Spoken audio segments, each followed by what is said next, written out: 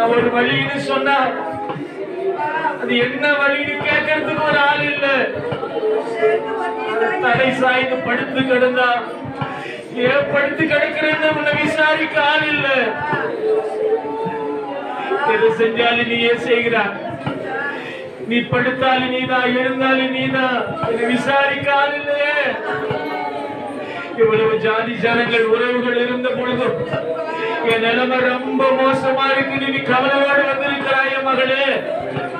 ஆவியானவர் உன்னை பார்த்து தான் சொல்றார், உன்னை தாங்கி பிடிக்க, உன்னை ஏந்தி சுமக்க, உன்னை மரண பரியங்க நடத்த, உன் கூடவே இருக்க நான் உனக்காக இருக்கிறேன்.